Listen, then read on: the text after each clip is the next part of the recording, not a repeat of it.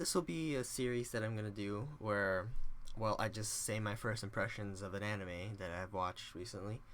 So, today I'll talk about Barakamon, or the dub, because I missed the sub when it came out back in 2014, and um, and I saw that the dub just came out, so I was like, okay, I'll jump onto the Barakamon bandwagon with the dub, which I haven't seen the sub, so I don't know, but the dub seems very good. You know, I think it sounds fine. I think it sounds pretty appropriate. It's made by Funimation, so I'm not surprised. Because the I don't know. I think Funimation, the only dub that they did bad, the most recent one I can think of was Attack on Titan. That was trash, but but that doesn't matter, That really doesn't matter. So let's just talk about Barakamon.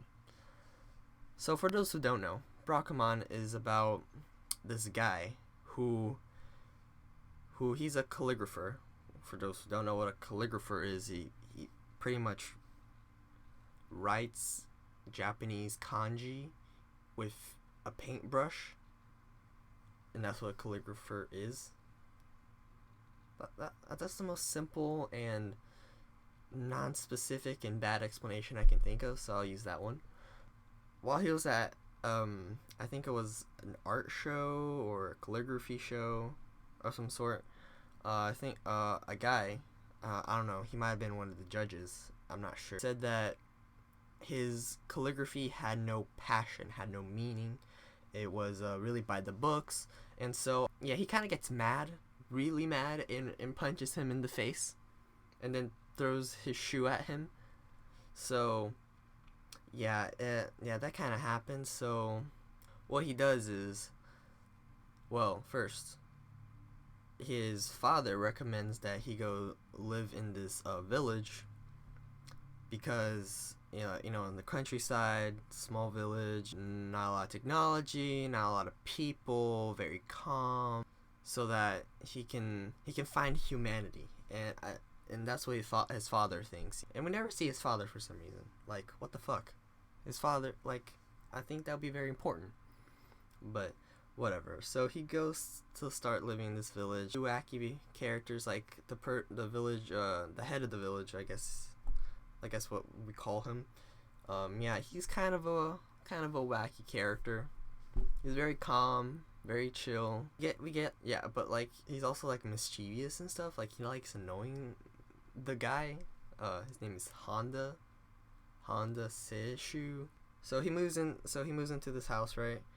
And previously it was abandoned, right? So since no one lived in the house, the neighborhood kids used to just go there were a place to hang out and all that. So while looking through the house, that's where we meet our second main character, Naru. And yeah, Naru's a 4-year-old. I'm not sure how old she is, but she's very little, and she's fucking adorable. And I swear, I would fucking, god damn it, she's so fucking cute.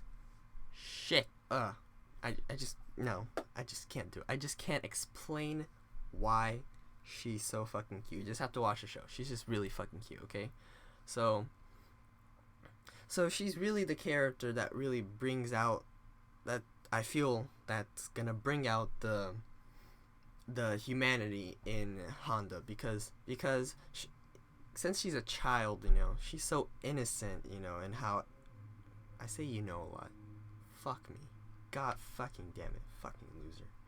So since she's a child, she has this purity and wonder to her, where I feel like that's where he's gonna get the humanity, by having Naru show him things about people. I think that's the part that really gonna play into the series, is meeting the people of this village and getting a sense of probably a way of chosen family and friendship and all that good stuff.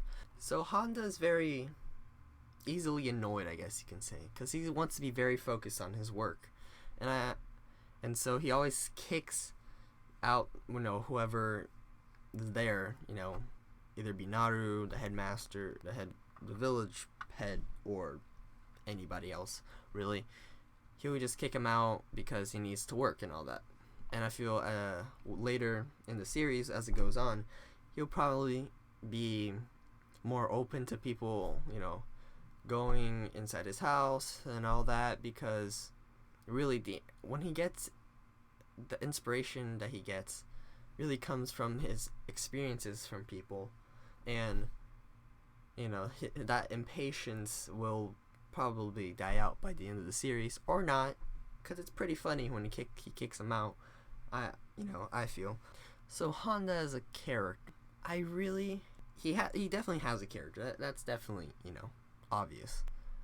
He's a little impatient. He's a city folk, so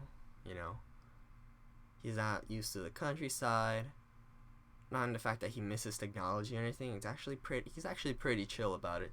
He actually doesn't mind living in the countryside. That's not even important, which thank God, because that's overdone as all hell. But I feel really is that because like he's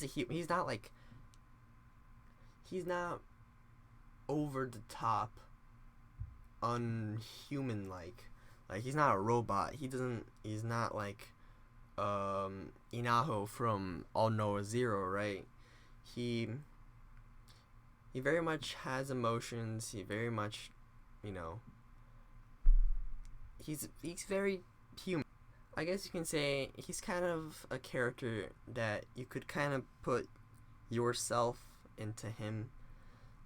So yeah, because he's not annoying, he's not really unlikable, because he is likable. And even though he can get stressed and he can get mad, he knows what he's doing.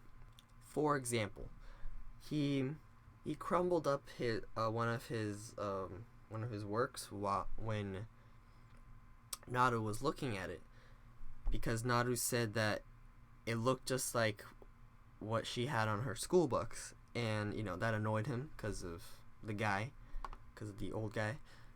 So what he did, he crumbled it up and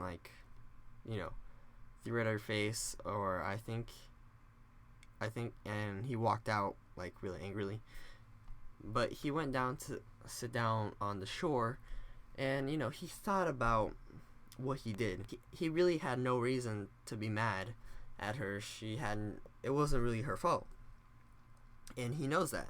So the fact that he knows that makes him a good character, because a lot of times we get stupid shit ass characters that do something wrong and then don't know what they did wrong, and I've seen too many. I'm sick of it.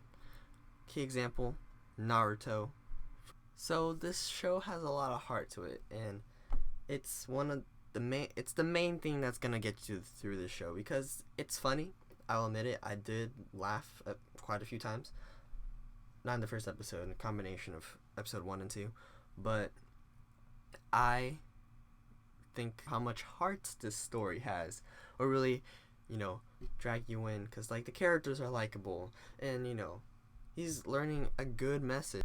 Honda is learning a good message, and maybe I like it because I feel for Honda a lot, not because I do calligraphy, or because I was judged on how my art is by the books and all that. But actually, it's kind of more reversed, because a lot of times I get judged for my art being too not by the books, I guess you can say. It's kind of weird, but I kind of feel for him in a sense. I feel. And I'm also kind of impatient, and probably would do what he did, throwing people out of his house in the manner he did. He pretty much just actually toss them out. Like, it's kind of funny, but I probably would do that if I was him. Something I like to mention is the animation, because it's a calm slice of life show. So, the animation, it's pretty consistent, I feel. But there are a few moments of stills. So it's not the most amazingly beautiful thing ever, but I feel like they use the stills. It's not something you can't overlook, because stills are used in moments of flashback or something not intricate to what's happening currently.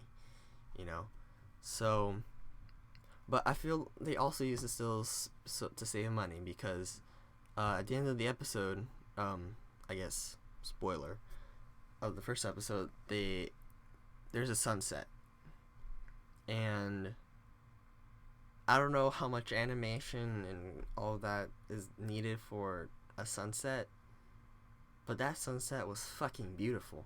Like, oh my fucking god, that was just beautiful, beautiful sunset, and I fucking love it. Yeah, I love it for more than just the animation, because there was more to it. But I don't want to talk too much about the first episode. I want to let you enjoy it, because I want you all to watch Barakamon with me. Or if you already have watched it, please don't, spoil it for me. Or tell me what you thought about it. I want to know. I want to know the appeal. And if you hate it, tell me too, because I need to know how anybody can really hate it. So tell me what you hate, why, please. I'm very interested. Peace out.